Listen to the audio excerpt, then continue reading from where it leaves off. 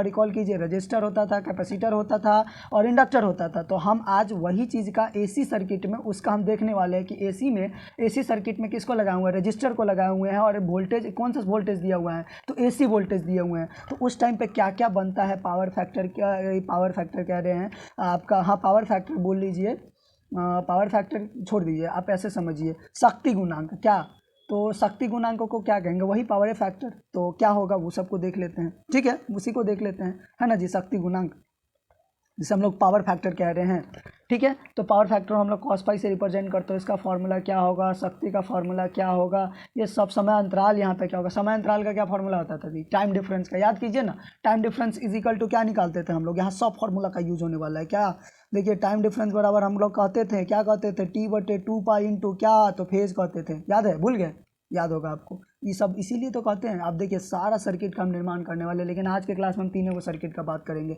आज ज़्यादा पढ़ा दिए तो ओवरडोज हो जाएगा, हम वो भी नहीं चाहते कि बच्चा के तुरंत में इरिटेट होना हो जाए। देखिए सिलेबस ख़त्म करना है, सही तरीके से करेंगे, निश्चिंत रहिए, खाली आप लोग पेशेंस रखिए, अभी हम लोग के पास 3 महीना समय है और 3 महीना हम ऑनलाइन ऑफलाइन करके सिलेबस ख़त्म कर लेंगे, ठीक है। अभी हम लोग समझते हैं कौन सा, रजिस्टर को, किसको, आर सर्किट को, रेजिस्टिव सर्किट को। तो चलिए सबसे पहले हम लोग रेजिस्टिव सर्किट को देखते हैं। यहाँ पर आप लोग देख रहे हैं, क्या देख रहे हैं यहाँ पे जी, एक सेकेंड इसको थोड़ा इधर कर लेते हैं, देखिए ये बार बार यही बनता है, चलिए कोई बात नहीं है, पहले यहाँ देखिए इस सर्किट को देखिए, यहाँ पे सर्किट आपको नज़र आ रहा है जी, ये वाला सर्किट का बात करें, देखिए ना ये वाला सर्किट का, ये सर्किट आपको नज़र आ रहा है, इसमें एक रजिस्टर लगा हुआ है, आई करंट फ्लो हो रहा है, यहाँ पे वोल्टेज सोर्स दिया हुआ है। तो इस सर्किट में क्या क्या वैल्यू हम लोग देखते हैं, कौन सा करंट, ये आई है तो कौन सा आई है, यहाँ पे भी है तो भी का वैल्यू क्या है, यहाँ पे फेज क्या होगा, ये सब का बात करते हैं। चलिए ठीक है, देखिए तो देखिए सर्किट आपको नज़र आ रहा है, सर्किट आपको नज़र आ रहा होगा।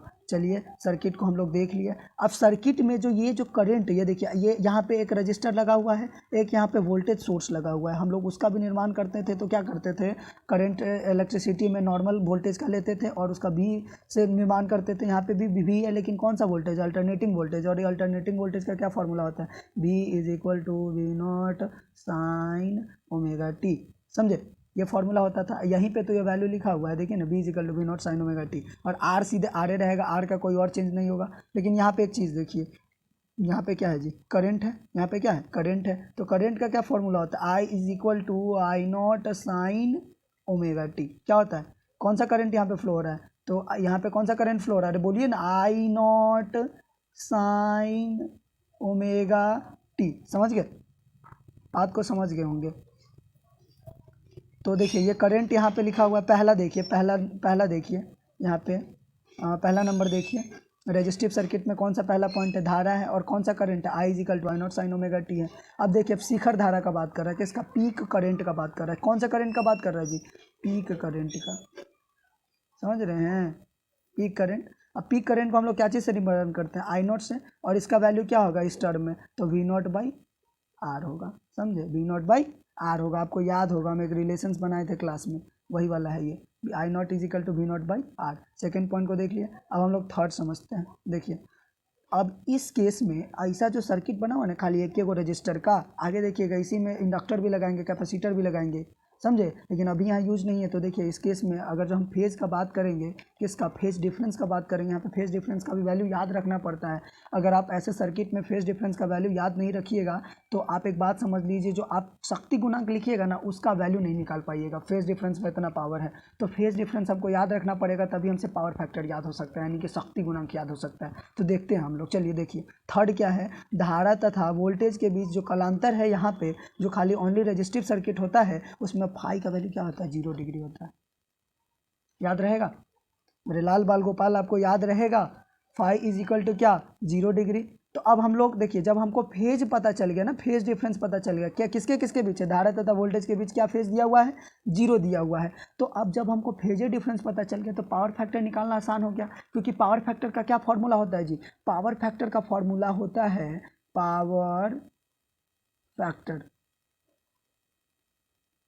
पावर फैक्टर का फॉर्मूला होता है कॉस फाई। क्या होता है जी, कॉस फाई। और जब हमको इस फाई का वैल्यू पता है, क्या पता है, फाई = 0 डिग्री, तो बताइए ना कॉस फाई का वैल्यू कितना होगा, कॉस 0 डिग्री का वैल्यू कितना होगा। तो कॉस 0 हम लोग क्या जानते हैं, बताइए, cos 0 डिग्री हम लोग क्या जानते हैं, cos 0 1 होता है। अरे याद कीजिए ना, cos 0 डिग्री क्या होता है, 1 होता है। क्या लिखा हुआ है, शक्ति गुणांक cos फाई और cos फाई बराबर 1। हमें लग रहा है हम आपके साथ जो ये सर्किट का डिस्कशन कर रहे हैं, आपको हमको लग रहा है यादें होते जा रहे हैं, समझ रहे हैं। देखिए इंग्लिश मीडियम वाला, हम कुछ भी यहाँ पे हिंदी में या इंग्लिश वाला कहानी नहीं है, दोनों मीडियम में हम बात कर रहे हैं, तो आपको समझना होगा, समझे। अब एक ही चीज़ को पढ़ाने में बार बार पढ़ाएंगे अच्छा लगेगा आपको, बात समझिए ना, कि वो आदमी भी इरिटेट हो जाएगा, समझ रहे हैं ना।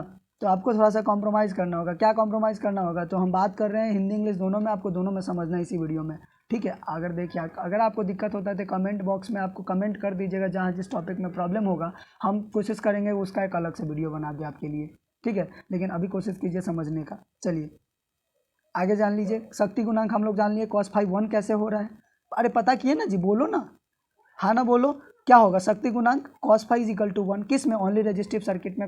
रेजिस्टिव सर्किट आर सर्किट में, आर सर्किट इन एसी में क्या होगा, फाई का वैल्यू 0 डिग्री। करंट का वैल्यू क्या होगा, I is equal to I nought sine omega T होगा। वोल्टेज का वैल्यू क्या होगा, V nought sine omega T होगा। अरे यही तो है, और क्या। आप मान लीजिए शक्ति, देखिए शक्ति गुणांक अलग होता है और शक्ति अलग होता है, तो यहाँ पे शक्ति का बात करते हैं, तो हम लोग इन जनरल फार्मूला याद रखेंगे। पावर इन एसी में जो शक्ति का एक फार्मूला हम इससे पहले डिस्कस किए हैं, उसको याद रख लिए, तो हम किसी भी सर्किट का बात कर रहे हैं, खाली only R circuit, only L circuit, only C circuit, only R L circuit, R C circuit, L C circuit, R L C circuit, इतना सर्किट का नाम लिए हैं। इतना सर्किट में किसी भी सर्किट में अगर हमको पावर निकालना होगा, तो हमको खाली अगर याद है इन जनरल फार्मूला किसका, पावर का, तो हम उस सर्किट का पावर का हम फॉर्मूला निकाल सकते हैं। देखिए पावर का फॉर्मूला क्या होता है, तो पावर का फॉर्मूला होता है V R M S into I R M S into क्या, cos फाई। अब देखिए एक सेकेंड, दोबारा से हमको लिखना पड़ेगा, लिख देते हैं, कोई बात नहीं है। Power is equal to V R M S into I R M S into क्या, cos फाई, समझे।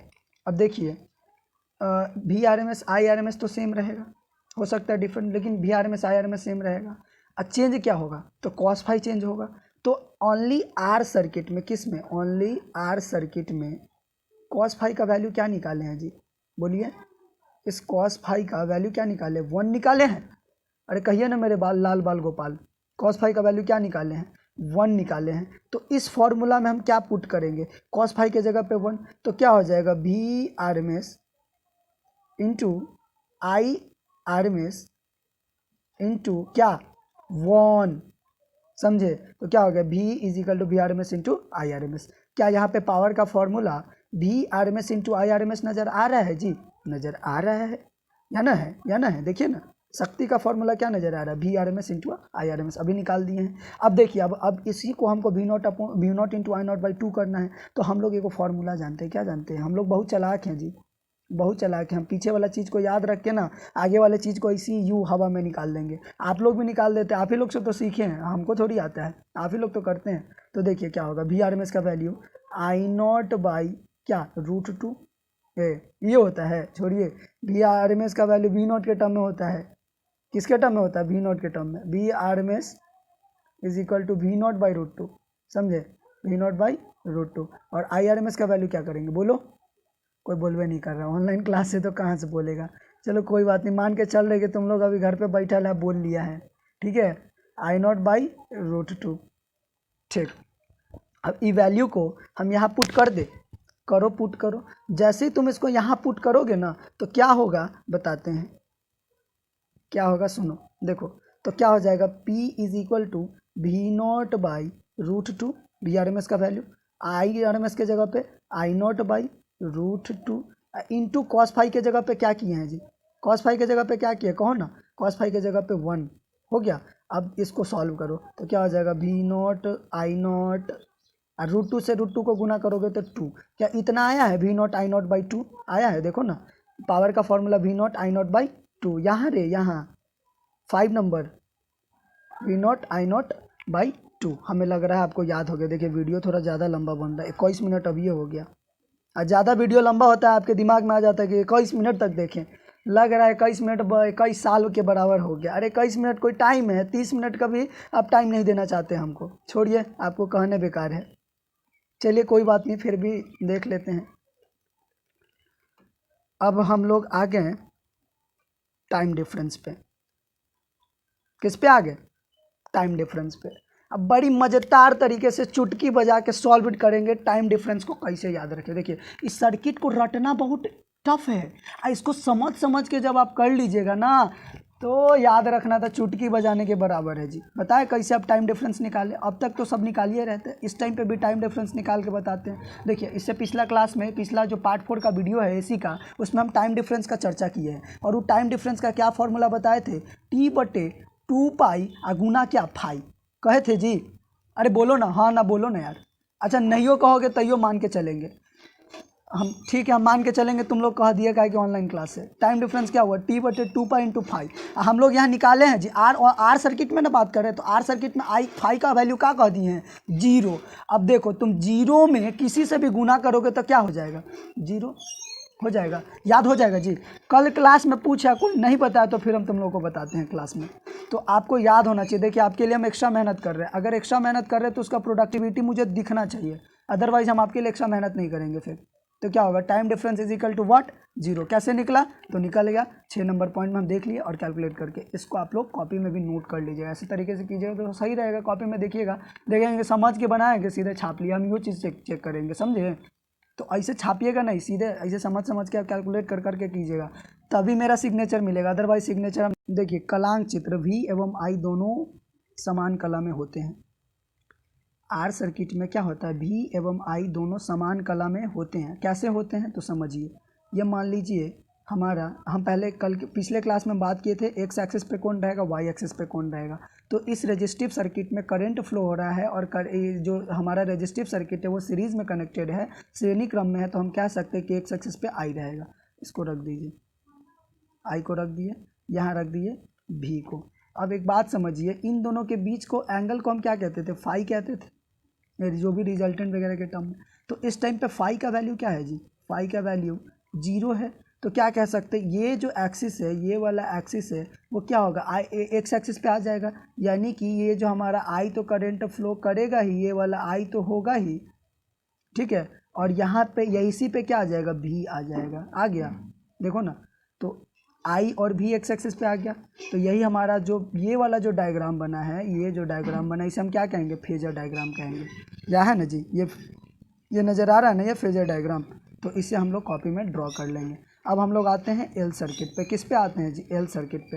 अब जब हम आर सर्किट को समझा दिए हैं तो एल सर्किट समझाना ज़्यादा टफ नहीं है, सिमिलर में है, तो आपको बस समझना होगा। देखिए, यहाँ पे एक इंडक्टर को लगा दिए हैं जिसे हम लोग एल कह रहे हैं, इंडक्टिव सर्किट कह रहे हैं। और यहाँ पे आई करंट फ्लो हो रहा है और यहाँ पे क्या है? वोल्टेज है, ठीक है। यहाँ पे वोल्टेज नज़र आ रहा है।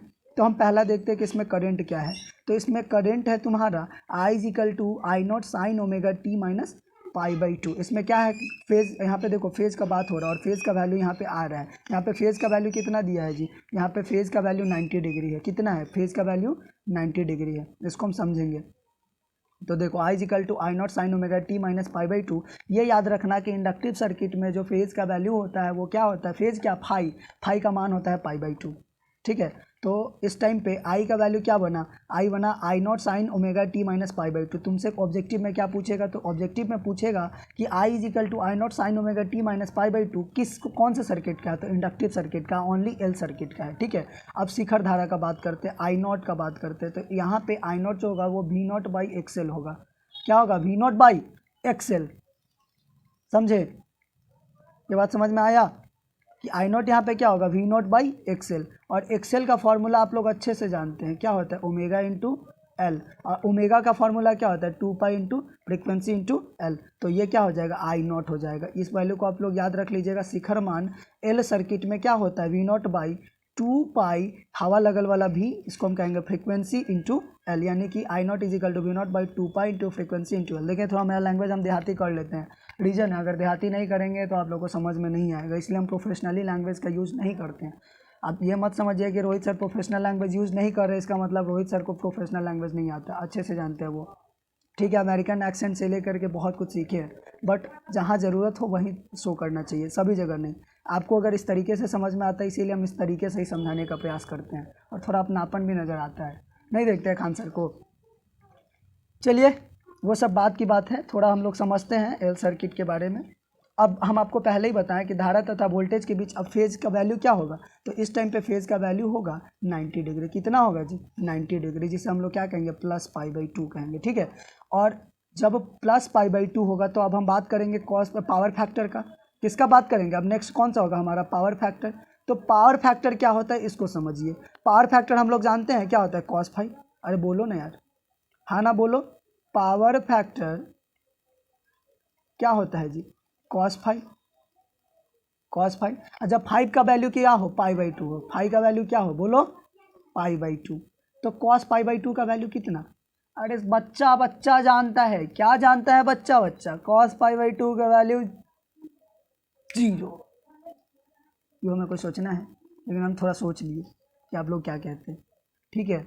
cos π/2 का वैल्यू 0 बता दीजिएगा। तो क्या कहिएगा? एल जो सर्किट है, इंडक्टिव सर्किट है, उसमें जो पावर फैक्टर होता है वो क्या होता है? 0 होता है।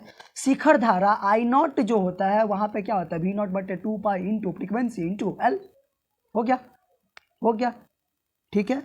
अब हम बात करते हैं धारा तथा वोल्टेज के बीच फेज का वैल्यू क्या? तो 90 डिग्री। तो पावर फैक्टर क्या उसके बाद? तो पावर फैक्टर हम लोग जानते हैं cos φ यानी फाई की जगह पे π/2 डाल रहे हैं, तो cos π/2 का वैल्यू क्या होगा? 0। 0 है यार, तुम लोग तो हीरो है तो इतना 0 याद नहीं रख सकते हो, ठीक है। अब समझिए पावर का बात आ गया। जब हमको cos φ का वैल्यू पता चल गया तो पावर का वैल्यू तो भाई कोई बता देगा, समझे। देखिए अभी चुटकी बजा के आप लोग पावर भी निकाल दीजिए। देखिए पावर क्या होता है रे? पावर होता है VRMS into IRMS into cos φ। तुम एगो बात जानता है, यहाँ पे cos φ का वैल्यू क्या है? cos φ का वैल्यू बच्चा बच्चा जानता है 0 है। इस 0 को यहाँ पुट करो और 0 में किसी भी चीज़ से गुना करो तो 0 सबको क्या बना देता है? 0 बना देता है। तो पावर का वैल्यू क्या हो गया रे? 0 हो गया, 0 हो गया, 0 हो गया। हमको याद हो गया कि एल सर्किट में जो शक्ति का मान है, शक्ति क्या? शक्तिमान नहीं, पावर। पावर, ठीक है, पावर मैन थोड़ी था, शक्तिमान था। छोड़ो ना, पावर मैन को भूल जाओ। इतना याद रखो कि शक्ति का मान 0 होगा किसमें? इंडक्टर में। चलो आगे देखते हैं। 5 तक हम लोग देख लिए। अब 5 के बाद हम लोग क्या निकालते थे? Time difference. टाइम डिफरेंस को हिंदी में क्या कहते हैं? समय अंतराल। तो समझिए अब समय अंतराल क्या है। तो टाइम डिफरेंस होता है हमारा, टाइम डिफरेंस का फॉर्मूला कौन बताएगा? यहाँ कौन बताएगा? और कमेंट बॉक्स में मैसेज कर देना तो हमको पता चल जाएगा कि टाइम डिफरेंस का फॉर्मूला किस किस को याद था, ठीक है। तो टाइम डिफरेंस का फॉर्मूला तुम लोग क्या करेगा? कमेंट बॉक्स में मैसेज करेगा, टेक्स्ट करेगा, मैसेज थोड़ी करेगा, टेक्स्ट करेगा कमेंट बॉक्स में, यूट्यूब के टेक्स्ट कमेंट बॉक्स में। तो यहाँ फॉर्मूला होता है, हम बता देते हैं। अब बता देते हैं T/2π गुना फाई। और यहाँ फाई का वैल्यू क्या निकाले? π/2। क्या निकाले रे? π/2। तो देखो अब हम पुट करें फाई की जगह पे π/2। करते हैं जी, करते हैं। π/2 क्या करें? π/2। तो पाई से पाई एक कट गया तो नीचे क्या बचा? ये नीचे 2 गुने 2 यानी कि T/4। क्या इतना आया है? 6 में देखो तो टाइम डिफरेंस T/4 आया है, देखो है ना, टाइम डिफरेंस T/4 आया है, ठीक है। यानी कि 6 पॉइंट तक हम लोग समझ चुके हैं, 6 पॉइंट तक समझ गए। अब आ जाओ 7 नंबर पॉइंट पे। अब 7 नंबर पॉइंट पे समझाना है। अब आया हमारा फेजर डायग्राम। दिल को सुकून पहुंचाने वाला डायग्राम कौन है? Phasor diagram.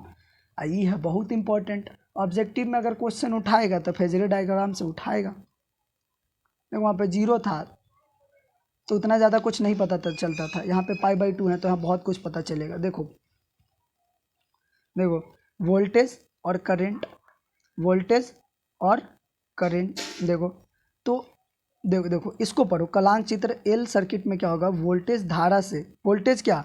धारा से π/2 कोण से आगे होता है। वोल्टेज क्या होता है? वोल्टेज क्या होता है? इस बात को समझो। वोल्टेज जो होता है वो करंट से π/2 कोण से क्या होता है? आगे होता है ना जी। π/2 कोण से क्या है? आगे है। इस बात को याद रखोगे। और फेजर डायग्राम कैसा बनेगा? तो ऐसा बनेगा, एक्स एक्सिस पे आई होगा और वाई एक्सिस पे भी होगा और 90 डिग्री होगा। और जब उल्टा बनेगा तो क्या होगा? ऐसे बनेगा। ये वाला ऐसे चले जाएगा, और ये भी एक डायग्राम बन सकता है, ये 90 डिग्री ऐसे होगा और आई यहाँ होगा और बी यहाँ होगा, ठीक है। तो इस तरीके से हम लोग क्या कर सकते हैं, याद रख सकते हैं, ठीक है। इसको क्या किया है, ये क्लॉकवाइज घुमा दिया है, क्लॉकवाइज घुमाया तो ऐसा हो गया, ठीक है। ऐसा भी बन सकता है और ऐसा भी बन सकता है। तो हमें लग रहा है कि ये लाइन लेकिन याद रखना होगा। क्वेश्चन क्या पूछेगा कि इंडक्टिंग सर्किट में बताइए कि वोल्टेज धारा से π/2 कौन से आगे है, कि धारा वोल्टेज से π/2 कौन से आगे है, कि π/2 से दोनों आगे चल रहा है कि कोई नहीं आगे चल रहा है। तो आंसर क्या होगा, धारा वोल्टेज से π/2 कौन से आगे है। याद कर लीजिएगा, कॉपियों में लिख लीजिएगा। अब कुछ और फॉर्मूला है इसी से रिलेटेड, थोड़ा बहुत और फार्मूला है, उसको देख लेते हैं। क्या एक्सेल का फार्मूला सब जानता है। एक्सेल क्या होता है, एक्सेल क्या होगा, तो फ्रीक्वेंसी का डायरेक्टली प्रोपोर्शनल होगा। एक डायग्राम है, आप तो देखो है एक्सेल और फ्रीक्वेंसी के रिस्पेक्ट में को डायग्राम दिया हुआ है, ये थोड़ा इंपॉर्टेंट मुझे नज़र आ रहा है।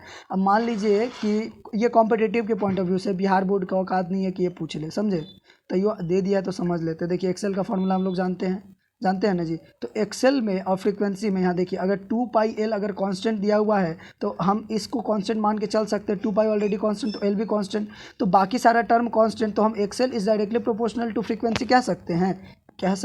तो उसका ग्राफ हम कैसा बना सकते हैं, ऐसा बना सकते हैं, वाई एक्सिस पे एक्सेल को, एक्स एक्सिस पे फ्रीक्वेंसी को, और देखिए ये एक्सिस बढ़ता हुआ नज़र आ रहा है जी, बढ़ता हुआ नज़र आ रहा है। यानी कि जितना एक्स बढ़ेगा जितना वाई बढ़ेगा उतना ही एक्स बढ़ेगा, या जितना हम एक्स बढ़े उतना ही वाई बढ़ेगा, यही ये एक्सिस का बता रहा है। यानी कि X L is directly proportional to frequency. यहाँ आवृत्ति में वृद्धि के साथ प्रेरकीय प्रतिघात रैखिक रूप से बढ़ता है, इसीलिए इसमें हम कम आवृत्ति ही इसलिए इसमें से कम आवृत्ति ही गुजरती है। ये पॉइंट याद रखने योग्य है, याद रख लीजिएगा और ये डायग्राम को देख लीजिएगा, ठीक है।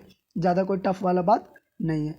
अब थोड़ा बचा लास्ट वाला कैपेसिटिव सर्किट। वीडियो थोड़ा ज़्यादा लंबा हो गया आज का, कोई बात नहीं है, लेकिन समझेंगे भाई, समझना तो पड़ेगा, कोई बात नहीं है, समझ लेते हैं। सिलेबस भी ख़त्म करना है ना यार, देखो कब तक चलेगा ऐसा। चलो करते हैं ख़त्म। है हमारा सी सर्किट, कैपेसिटिव सर्किट। अब देखते हैं कैपेसिटिव सर्किट। उसी तरीके से एक कैपेसिटर को लगा दिए, वोल्टेज सोर्स दे दिया, alternating voltage source. Alternating voltage source का क्या फॉर्मूला, तो अल्टरनेटिंग वोल्टेज सोर्स का फॉर्मूला दिया हुआ है, क्या दिया हुआ है जी, V = V0 sin ωt।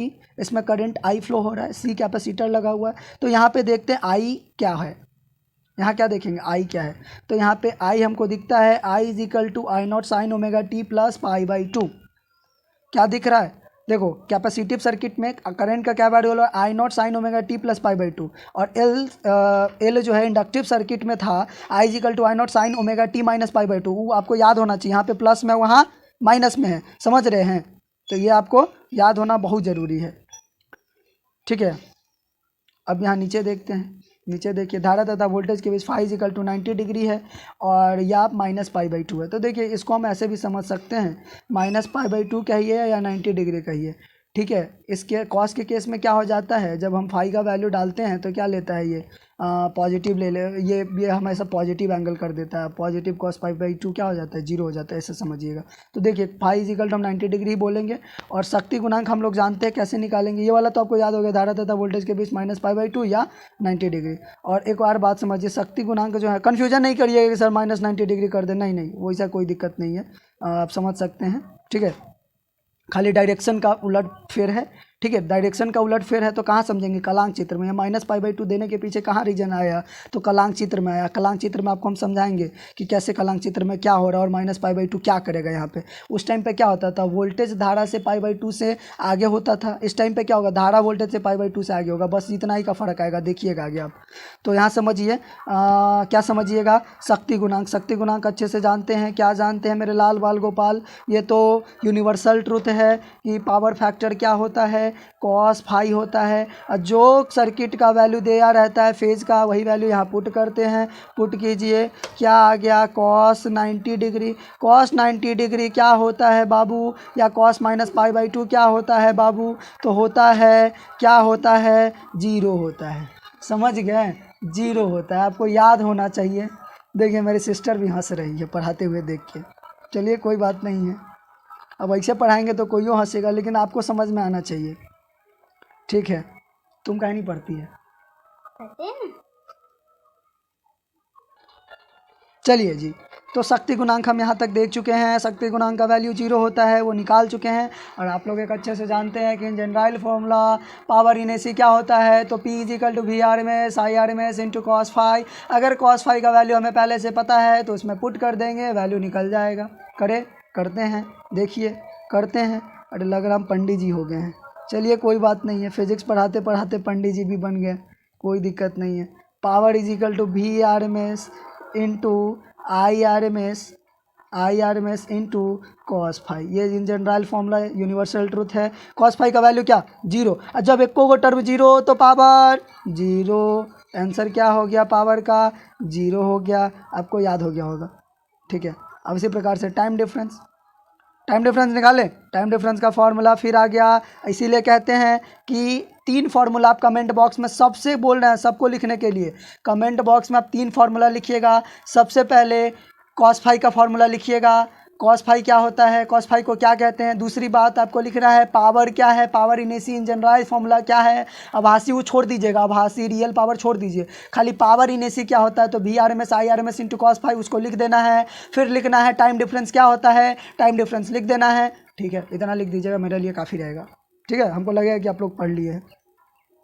चलिए ठीक है, आगे हम लोग देखते हैं टाइम डिफरेंस का फॉर्मूला। फिर फॉर्मूला लगाएंगे, टाइम डिफरेंस = तो T/2 पाई इंटू क्या होगा, फाई होगा। फाई का वैल्यू पता है, क्या पता है, T/2 पाई न रे, T/2 पाई इंटू फाई का वैल्यू क्या, π/2। पाई से पाई कट गया तो क्या बचा जी, पाई से पाई कट गया, पाई से पाई कटा ना तो क्या बचा, नीचे में गुना हो जाएगा तो T/4 हो गया। आ गया टाइम डिफरेंस, T/4 हो गया। चलो अब लास्ट हमारा ये कलांक चित्र, ये हमारा है कलांक चित्र। इसको देखेंगे, कलांक चित्र। धारा वोल्टेज से π/2 कोण से आगे चल रहा है। आप यहाँ पे देखे होंगे फाई का वैल्यू 90 डिग्री लिखा हुआ था और ब्रैकेट में लिखा हुआ था -π/2। अब देखिए वहाँ टाइम डिफरेंस को माइनस मत कर दीजिए, समय कभी माइनस में नहीं होता, समझ रहे हैं ना, इसलिए वहाँ पे माइनस में नहीं कर रहे थे, ठीक है। अब यहाँ समझिए कलांक चित्र। धारा वोल्टेज से π/2 कोण से आगे है, कितना से आगे है, π/2 कोण से आगे है। क्यों आगे है, क्योंकि ये निगेटिव में है, इसीलिए पिछले केस में पॉजिटिव में था तो हम कहते थे वोल्टेज धारा से π/2 कोण से आगे है। लेकिन इस केस में कहेंगे